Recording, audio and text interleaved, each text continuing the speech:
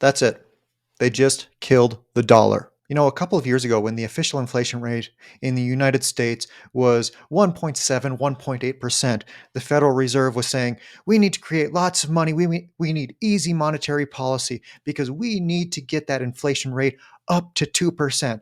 1.7%, 1.8% isn't close enough to 2%. We need it to average 2%, and we've been below 2%, so we need to have easy money. And then their easy money turned into a 9% official inflation rate. Now that they way overshot and got up to 9%, now it's just about getting back down to 2%.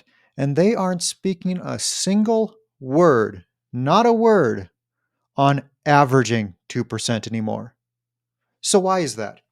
Why, when inflation was just barely below 2%, they were saying they need to average 2%, and now they just are talking about getting back down to 2%. And that's after there was a 9% inflation, then 5% inflation. Those are compounding every year.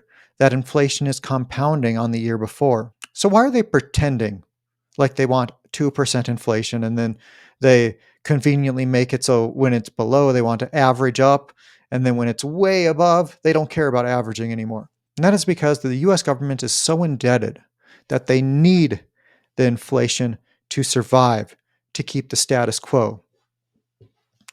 For you and I, inflation is not a good thing. We don't want our cost of living going up every year. I want my cost of living decreasing, and I'm sure you do too. Do you like when prices go down, or do you like when prices go up? Of course you like when prices go down. We like sales. We like our money going further, not it taking more and more dollars to buy the same amount of stuff. But when you have $35 trillion in debt and you have 150 trillion in unfunded liabilities that you have to pay, well, you need that inflation to pay off those debts in devalued dollars. So why do I say they just killed the dollar? They've done rate cuts before. Why is it different this time? Well, this time, the US government has way more debt than they ever have before. And when somebody has more debt, like whether an individual or a company or even a government has more debt, you need a higher interest rate to make up for that additional risk of you not getting paid back. Now, it's a little different with the US government because they print their own money. So it's not a risk that you don't get paid back, but that doesn't mean it's riskless. The risk of lending to the US government is that you get paid back in less valuable dollars. Now, foreigners recently have been demanding a higher interest rate on those bonds, and they've been refusing to buy them unless they get a higher interest rate. So the Treasury has these bond auctions, and there's been a lot of failed auctions recently where people are refusing to buy them, and it's forcing the rates up. The Fed has just indicated that they're done tightening, that they're no longer going to be hiking rates, and that they're expecting 3 rate cuts in 2024. So what's going to happen to these bond auctions when the rates are even lower than they are now? Foreigners are not going to buy the US government debt. They're going to stop rolling over the bonds that they currently have. So this is going to put the US in a position where we have to buy all of our own debt. So how do you do that? Well, they're going to do it by printing money. They're going to do it by creating more dollars, which will create a vicious cycle of the dollar going lower and lower and lower. I find it interesting that a month ago when Jerome Powell spoke, he said that the Fed isn't even thinking about lowering rates. And now all of a sudden, rate hikes are done, and there's going to be 3 rate cuts next year. So why is that? For a while, there's been this mantra of don't fight the Fed. But now it's kind of turned into like the Fed's mantra of don't fight the market. And the Fed does whatever the markets want, whatever the predictive markets say, like, hey, most people think there's going to be a 1/4 point rate hike this time. Well, then that's exactly what the Fed does. And this is what they've been doing over and over and over and over. And now that the markets have shifted to predicting that there would be rate cuts coming up, what do you know? That's what the Fed announces. Jerome Powell has repeatedly been talking very tough on inflation. And the market and the mainstream seem to be taking these rate cuts as, yay, we beat inflation. I think in my opinion, that this should be taken as they gave up the fight against inflation. They surrendered to inflation and they chose to try to save the economy instead. And they see what's happening with the US government debt. They see how all of this debt is rolling over at much higher interest rates, skyrocketing the interest service cost for the US government. Pretty soon, if these rates stay where they're at now, and these aren't even high historical rates, but if they stay where they're at now, well, then the government pretty soon is going to be spending all of their tax dollars just on servicing the debt and nothing else. The dollar was having a hard time maintaining its value against other currencies, even with aggressive raising of rates. Now, what's going to happen when that's reversed and we have these rate cuts? Well, that's going to lead people to go invest in other countries, go invest in other currencies because they're not getting the return they need from buying US bonds. It's my belief that before long that investors are going to realize that the Fed cut rates not because they won against inflation, but because they surrendered and they decided to try to save the economy instead.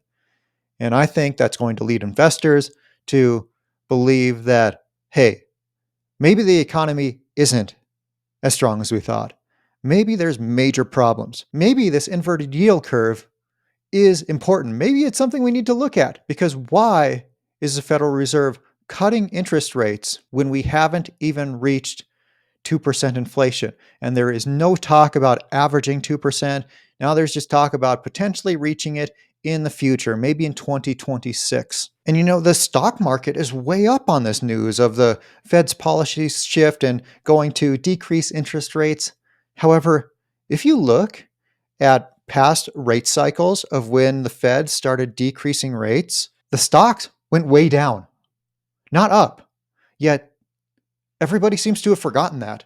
And everybody's celebrating now, thinking that you need to buy stocks in advance of the huge run up that's going to happen because they're going to lower rates. It's my belief that before long, we're going to see inflation picking up again in a very strong way. And when investors realize that the Fed didn't win the war against inflation and they actually just surrender to it to save the economy, I think the dollar is going to fall through the floor. And what does that mean for gold and silver? That means the prices of the metals are going to go way up. And not just because the dollar has gone down, but also because people will be seeking a safe haven. They'll see their dollars not going as far. They'll see their purchasing power decline in real time, month after month. And they'll be looking for a safe haven, for a safe place to put their dollars. A percentage of that is going to go into gold and silver. But it's interesting that they're now easing. Well, they've indicated a shift towards easing, from tightening to easing in terms of interest rates. But at the same time, they're engaging in monetary tightening by reducing their balance sheet. They're not rolling over something like $90 billion of bonds that are maturing each month. So their balance sheet is reducing. They're tightening policy in that way. At the same time, they're indicating that they're going to start lowering interest rates. So that doesn't make sense, to be both loose and tight at the same time. You're pursuing two different goals there. So why is that? Why are they still tightening by reducing their balance sheet? Well, I think it's because they're getting ready for another round of quantitative easing, and they want to try to reduce their balance sheet again before they need to explode it again when something goes wrong with the economy, when something big breaks and they need to inject lots of liquidity into the system. And they're going to create tons of currency units out of nowhere. Tons of dollars are going to be created and blowing up their balance sheet. They want to be able to reduce their balance sheet before that happens. So what are the shorter term and longer term implications for this? Well, I think we're going to see money moving away from the US. I think more people are going to be seeking different currencies and more companies that are operating in other countries where a lot of their revenues are coming from outside of the US. Because when you have a falling dollar and you're collecting revenues in dollars, well, that really hurts your returns, especially if you're an investor based out of a country other than the US. For example, if you're the Norwegian Sovereign Wealth Fund and you're invested in US companies that are earning US dollars and the dollar decreases by a lot, well, that decreases your return in terms of your own currency. So you want to be earning in currencies that are stronger than your own, not weaker. And in addition to that, government spending is showing no signs of slowing down.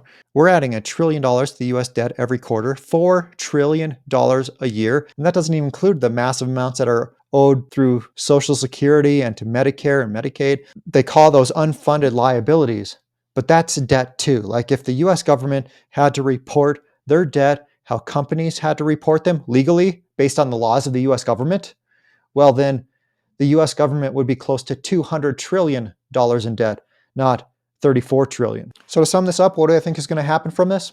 Well, I think the dollar is going to go way down. I think precious metals are going to go way up. I think the US stock market as a whole isn't going to do well despite it going up on this news. It has gone down historically when the rate cuts start.